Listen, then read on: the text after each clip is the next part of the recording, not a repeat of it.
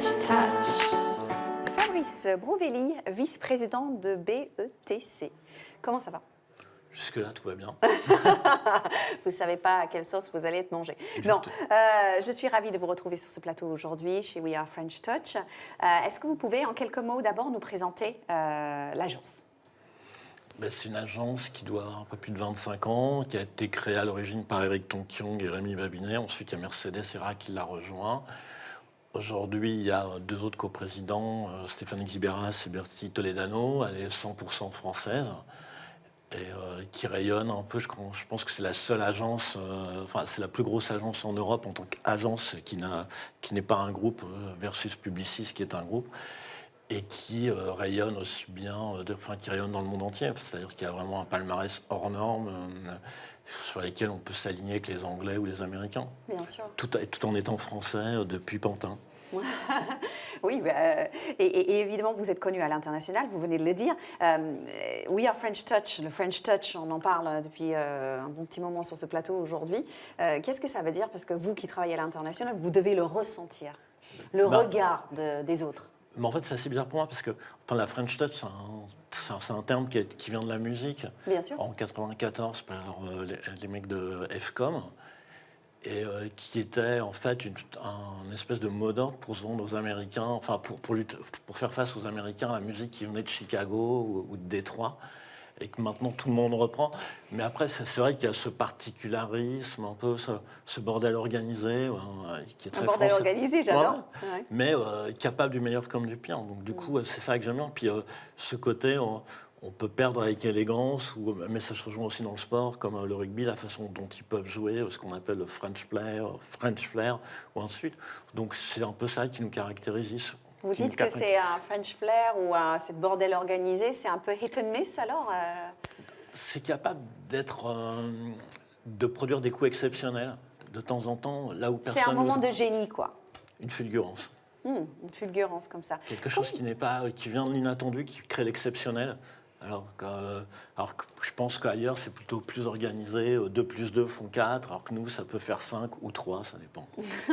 C'est ce que je ressens en Grande-Bretagne et en Allemagne. Il y a une organisation, et en France, étant en France depuis une vingtaine d'années. Il peut y avoir des débordements exceptionnels. Oui, c'est vrai, c'est vrai. Il y a des moments de folie aussi.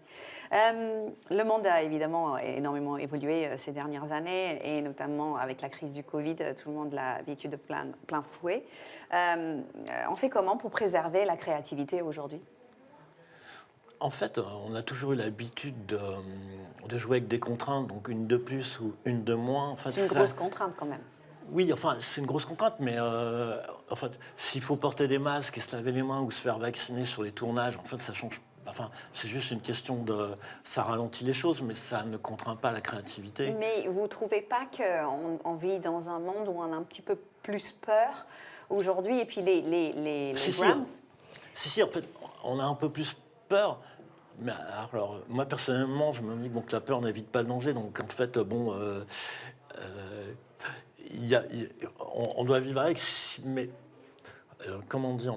C'est pas quelque chose qui me touche beaucoup, en fait. Je dois juste gérer les autres. Et puis, en fait, je dis à mes équipes, on s'en fout, on avance. Et puis, à la fin, ça finira bien par passer et on devrait s'en sortir. Bien sûr. Mais ce que je me disais aussi pour vous, ce qui est challenging, c'est qu'on travaille avec des brands qui ont des budgets moindres, qui ont souffert de la crise et qui viennent vous voir en disant « je veux tout pour rien ». Comment on travaille avec cette contrainte-là? Enfin, on peut fabriquer quelque chose avec pas grand-chose, vous me diriez. Déjà, ils ne sont pas tous dans cette optique-là. Il y a ceux qui ont gagné beaucoup d'argent, il y a ceux qui ont besoin de réexister, qui investissent beaucoup. Et je pense qu'on arrive à valoriser la création à sa juste valeur et qu'on arrive à se faire entendre par rapport à l'image qu'on veut projeter ou au projet qu'on doit produire. Donc, personnellement...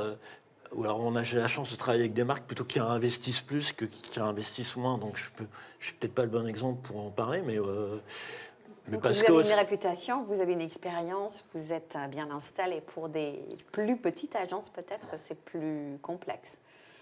Peut-être que c'est plus complexe, mais je pense qu'en fait ça a permis, il y a eu un basculement et que tout le monde est passé vraiment en total digital, mais du coup, ça a permis aussi l'émergence de plein de talents. Donc, en fait, pour nous, je trouve que plus il y a de talent, plus il va falloir être encore plus talentueux pour exister. Donc, mais je sens pas de, je sens pas de drame. Enfin, peut-être qu'ils renégocient les contrats au niveau de l'agence et des honoraires, mais au niveau de la production de ce qui doit exister, ce qui est ma partie, je sens pas de. Enfin, il y a eu l'année Covid, mais cette année, tous les investissements sont repartis à la hausse. Ok, donc quels sont les challenges créatifs en 2021? En fait, les challenges créatifs, c'est que comme tout devient totalement trop digital, c'est comment on existe dans cet espace-là où on doit se battre avec des vidéos de chats ou Des vidéos de chats? ouais, ou des mecs qui font des conneries en bagnole, j'en sais rien. Donc du coup, c'est voilà.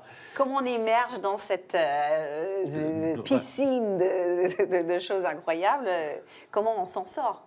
Quelle est votre philosophie là-dessus? Vous en sortez comment? En fait, je pense qu'il faut toujours. En fait, je pense que qui que ce soit, on est toujours à l'attente de l'exceptionnel. Donc l'exceptionnel doit devenir de l'inattendu, donc c'est à nous à le provoquer, c'est à nous De surprendre. dans l'exécution, dans la manière de faire, dans le style qu'on va mettre, dans l'élégance qu'on peut mettre, dans le choix de la musique, des réalisateurs, du casting, de la mise en scène. Voilà. Il faut se remettre en question. Mais en fait, c'est la base, avec ou sans Covid. Hein. Bien sûr. Bien sûr. Donc ça ne vous a pas trop affecté. Juste un dernier mot ici aujourd'hui, le thème, je devrais dire, parce que je suis anglaise, donc je fais des fautes, ça c'est pas grave. Le thème, c'est la transversalité. Qu'est-ce que ça veut dire pour vous dans votre métier, la transversalité? Ici, on réunit des gens pour collaborer ensemble. Mais en fait, c'est la base, j'ai envie de dire. C'est-à-dire que ça ne me paraît pas une nouveauté, ça me paraît, c'est presque une obligation. Oui, mais il y a plein de corps de métiers qui ne se connaissent pas et on ne peut pas travailler ensemble si on ne se connaît pas. Du coup, cet événement a été créé pour ça, pour être Alors que c'est une ensemble. excellente chose si les gens qui ne se connaissaient pas puissent se rencontrer. Mais moi, en fait, si j'arrive ici, je ne connais personne, mais bon. Vous allez apprendre à connaître du monde, il y a beaucoup de beau monde à voir. Écoute, je vais essayer de faire cet effort. Ça marche. Merci d'être passé sur le plateau aujourd'hui en tout cas et d'avoir présenté vos activités. Plein de bonnes choses pour la suite. Merci beaucoup. Merci.